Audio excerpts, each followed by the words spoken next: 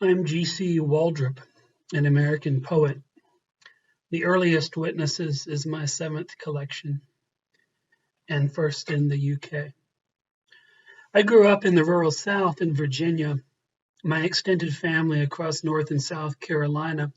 I came to poetry late in my mid-30s after completing a PhD in American history and deciding not to pursue a professional career in academia. Instead, I joined an Amish community in rural North Carolina, where I lived for 5 years, starting to write on my own. Eventually, I found my way back into academia as a poet. Currently, I'm a member of an Amish-related religious community that historically has discouraged personal photography, which is why there aren't any images of me online and why you're looking at a nice view of a garden or else possibly my hat instead of me. In my day job, I'm professor of English at Bucknell University in Lewisburg, Pennsylvania, although right now I'm in lockdown at Clare Hall in Cambridge, where I have a visiting fellowship. A few days ago, Cambridge experienced an unexplained sonic boom just after lunch. Later, the sonic boom was explained. I've been trying to decide whether this improves or degrades the story. Sometimes the thing we want most from narrative is an explanation. Other times, we're more content to remain contemplating the mystery. The Earliest Witnesses grew out of a series of walks I took in Britain in the summer of 2018, first in West Suffolk, then in the Malvern Hills, and then in and around Llantelo in South Wales. These poems, which comprise the second half of the book, are walking poems. Nearly all of them were written out by hand in a notebook while I was walking. And so the narrative journey behind them is a real journey taken in place and time. But the poems are inwardly focused as much as outwardly focused. There's something about the attention of the solo walker, how it flickers from inward to outward, that I was trying to capture, to enact. I wanted to be fully present in both senses, inward and outward. Later, I gathered other poems to this core, what's now the first half of the book. Many of these are place-based poems too, from New Hampshire, West Texas, North Carolina, the cities of Philadelphia and Pittsburgh, and rural Pennsylvania in the USA, and from Ludlow, Croyland, Ely, North Walsham, Hartland in Devon, and the tiny village of Morwenstow in Cornwall in the UK.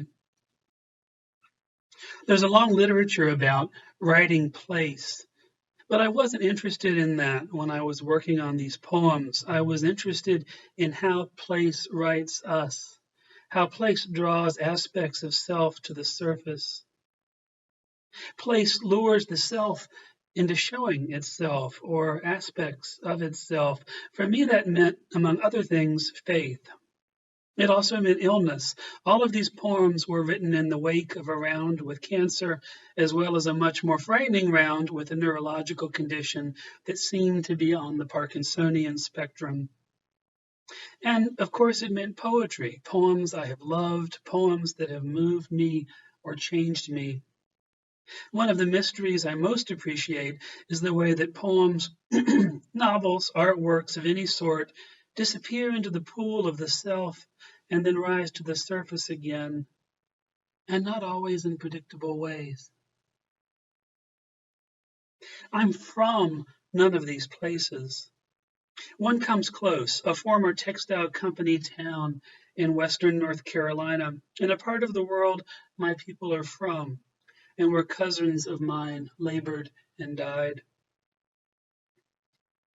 My favorite place to work as a writer is wherever I can face inwardly and outwardly at the same time, and this is almost never at home. Home is for revising. I think I know home, whether it's in the American South or my small house in Pennsylvania, too well to see it, to really see it. Home, for me, is like falling asleep, but place for me is like waking up. the light of the unfamiliar outside, drawing both the interior familiar and the interior unfamiliar to it. Cornwall is good for me, but so is the antiseptic in-betweenness of an airport, or especially a train. Everything is so freshly, newly present.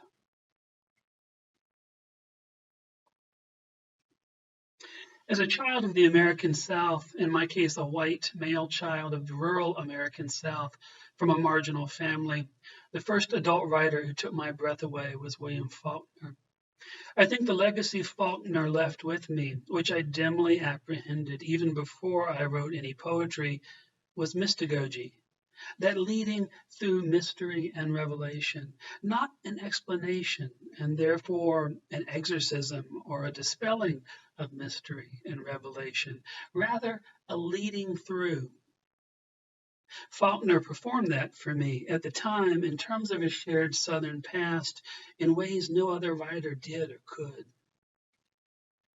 But Faulkner also shut me down as a writer for many years. Some major writers seem to offer permission to the reader to do what the reader wants to do, to follow the reader's own path.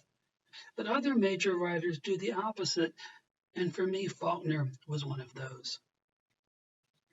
Right now, I'm reading Vanni Capildeo for the first time, having put off reading them for years. Capildeo's poems constitute an extraordinary brief for the complexity of human experience. They also answer a question I've long had, namely, what is the relationship between anger and the imagination? It always seemed to me there must be a complexity here I could not grasp. Capildeo's poems not only grasp this complexity, they also open it up into new landscapes, new possibilities. It's not only fantastic work, it's also culturally useful, I think, in this way. I think one-office poetry serves in the cultural economy is one of tuning the intelligence and the psyche to wavelengths they would not otherwise receive or would receive poorly. For me, that unites both reading and writing poetry as an act of attunement. When I was a small child, I had an old radio that, in the hours after midnight, would pick up stations from Mexico and the Caribbean. It was a fiddly piece of equipment, and I recall many hours of adjusting its controls, trying to bring in a far distant station with clarity. Sometimes I would succeed. Poetry is exactly like this for me.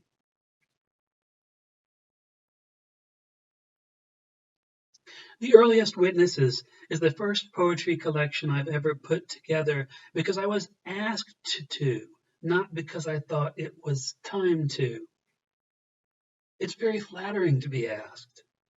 And it led to some interesting effects, the placing together of poems I had never thought would or could exist in the same collection.